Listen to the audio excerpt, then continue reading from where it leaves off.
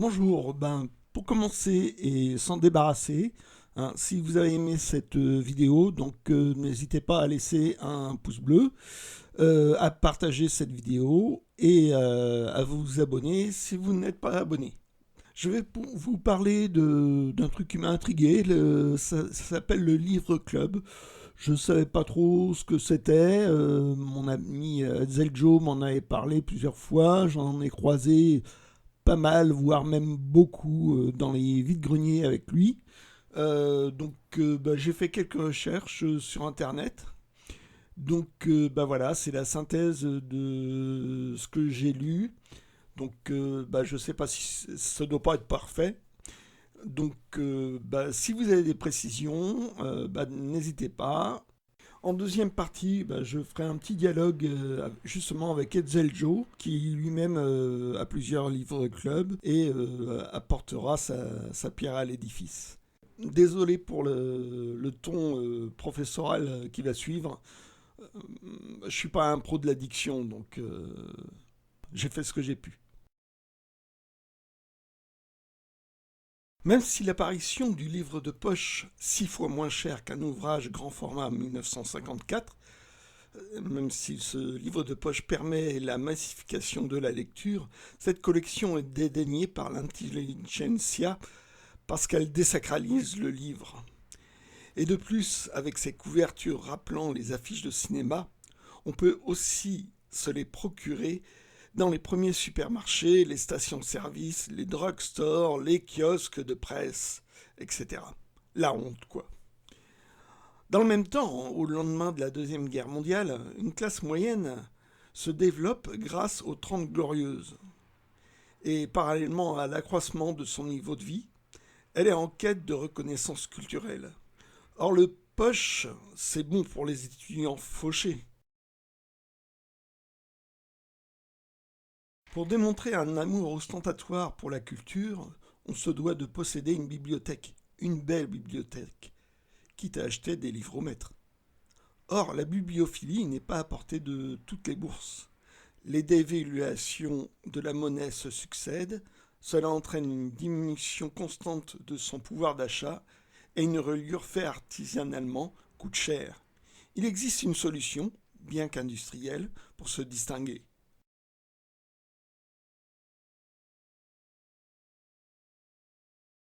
Le livre club. Ces livres se présentent ainsi.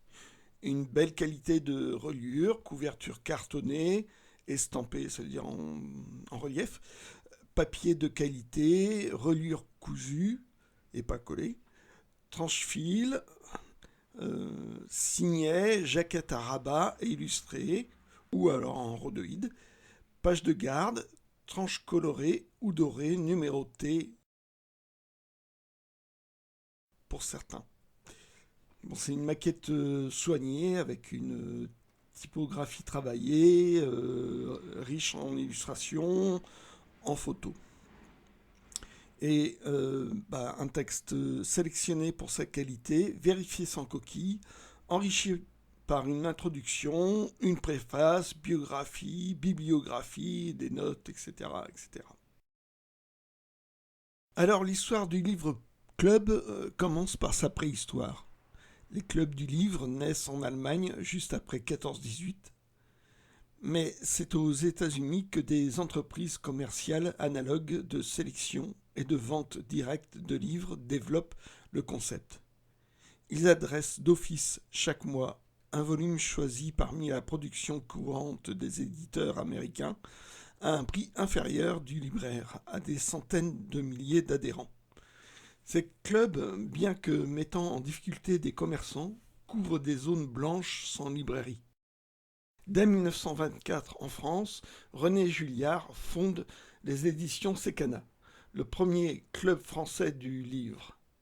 Un comité de personnalités littéraires sélectionnait des titres vendus ensuite par abonnement, accompagnés d'une revue expliquant ses choix. Une clientèle d'abonnés qui se recrutait principalement à l'étranger, les colonies sans doute. En 1929, afin d'offrir des livres d'une présentation plus soignée, Sécana obtenait des éditeurs des exemplaires spécialement imprimés sur du papier chiffon, un papier de bonne qualité. Cette version sortait en même temps que les éditions courantes à un prix légèrement supérieur. Mais au moment de la déclaration de guerre en 1939, l'activité s'arrête. Un concurrent lyonnais, en 1930, les sélections L'Ardanchet reprend l'idée et ajoute par an une dizaine de livres qui font l'objet d'un tirage numéroté sur beau papier constituant l'édition originale. Après la fin de la Deuxième Guerre mondiale, beaucoup de bibliothèques publiques et privées en France sont détruites et la diffusion est désorganisée. Le principe de vente par correspondance semble être la solution pour pallier à ces manques. En 1946, le Club français du livre est fondé par Stéphane Aubry et Paul Stein. La formule est plus souple que celle américaine. On n'impose pas, mais on propose un choix de titres sous réserve d'un minimum d'achats.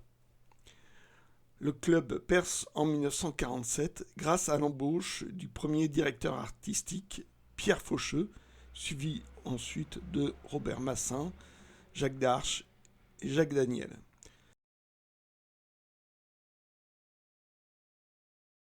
Une excellente recrue, car il se révèle être un véritable chef d'école artistique inspiré par le surréalisme, transformant notamment le concept de maquette d'un livre jusqu'à en faire un objet décoratif sans pour autant sacrifier le contenu. Il effectue un travail précis et minutieux, page par page, et souvent ligne par ligne. L'illustration et la typographie mettent en valeur un texte de qualité, enrichi et complété par des notes, une introduction, une préface. Ce soin garde la prédominance face à la concurrence qui ne manque pas de susciter.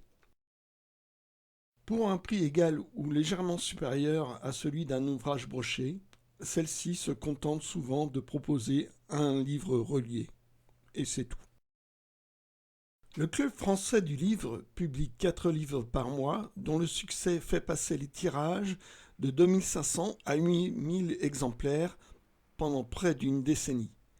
Les titres sont tout d'abord des textes classiques, rarement édités en français, des intégrales de grands auteurs ou encore des livres d'art.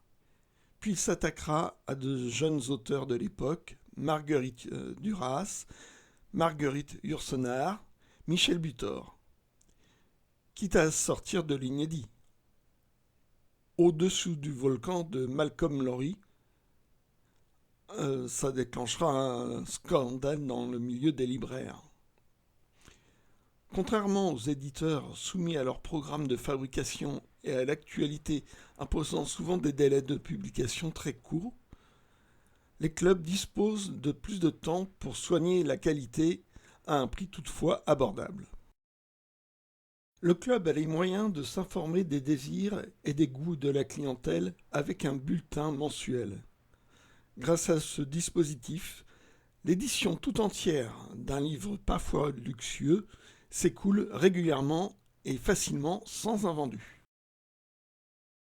Par contagion, les éditeurs classiques abandonnent graduellement la norme du livre broché peu solide pour adopter celle des clubs, cartonné avec parfois une jaquette ou un rhodoïde. Donc, une banalisation s'installe dans les années 60. Et de plus, avec quelques échecs commerciaux et un renouvellement artistique qui s'essouffle, les clubs déclinent. Elles sont moribondes au début des années 70. France Loisirs prend le relais en laissant le plus souvent de côté la créativité et la qualité. Les livres clubs ne seront cependant pas intégrés au domaine de la bibliophilie. Je cite un extrait de Pierre Riberet en 1956 dans le Bulletin des bibliothèques de France. En dépit de l'originalité de leur aspect, de la richesse de leur illustration, de leur tirage numéroté et surtout des affirmations des prospectus publicitaires, les livres clubs ne sont pas des livres de luxe. Leur présentation n'est que commerciale et ne peut lutter avec les belles éditions présentées par les éditeurs spécialisés. Leur tirage à des dizaines de milliers d'exemplaires leur interdit l'entrée du domaine de la bibliophilie, où les tirages ne dépassent pas 1500 exemplaires.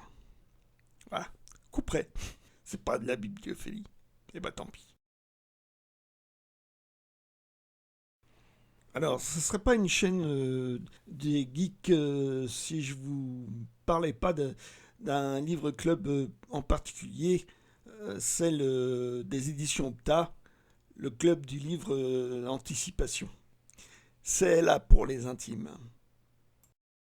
Opta, les initiales de Office de publicité technique et artistique, est au départ une agence de publicité fondée en 1933 par Maurice Renaud, qui viendra plus tard à l'édition.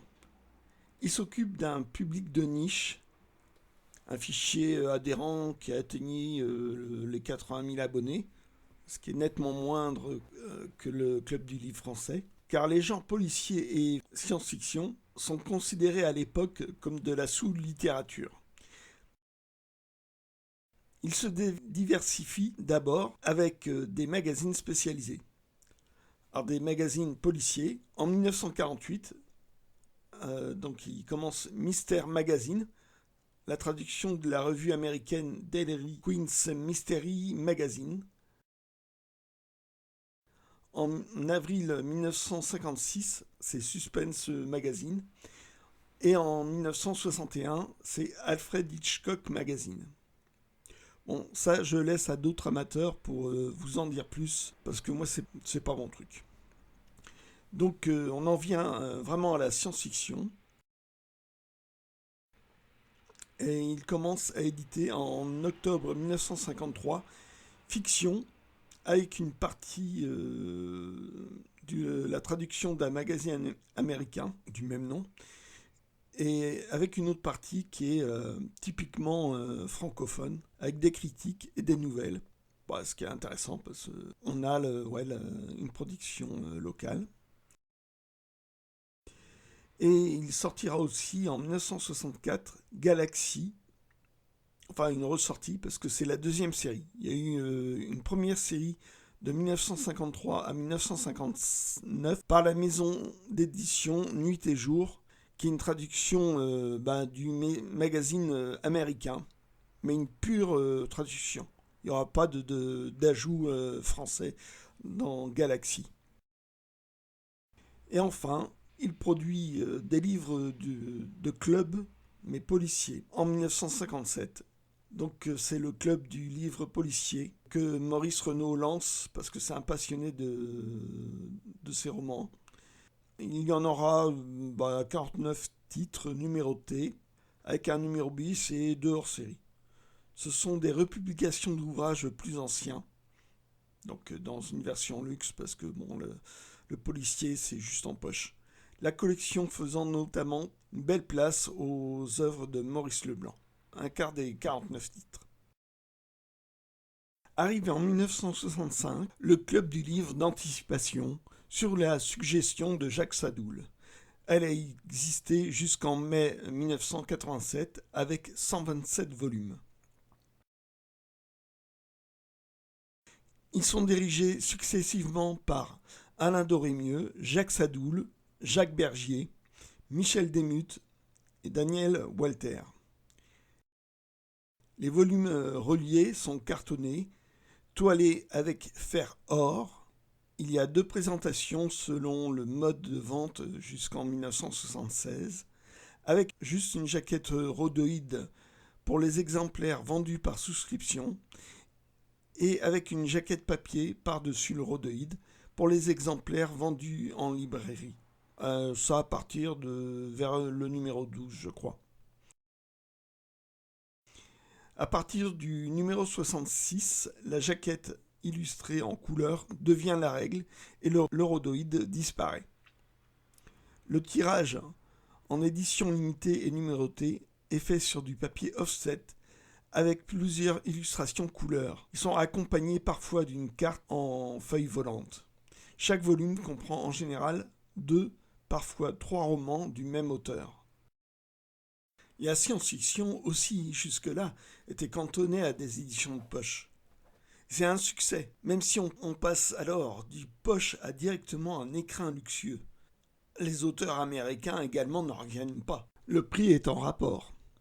La revue Galaxy vaut à l'époque 3 francs, un poche 6 francs et un club du livre d'anticipation, l'équivalent de poche, cela vaut à 30 francs.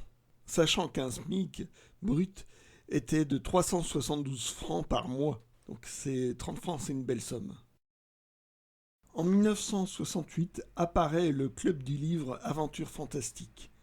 Les deux premiers sont d'abord présentés comme des hors-séries par rapport au club du livre policier ou d'anticipation.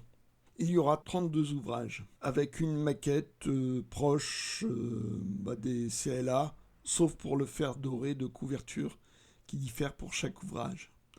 Cette collection commencera par de grands classiques, pour finir avec trop souvent la série Gore, écrite par John Norman. Donc c'est la fin des livres de club de science-fiction. Là seront plus ou moins repris par les éditions classiques de science-fiction qu'on connaîtra à l'heure actuelle.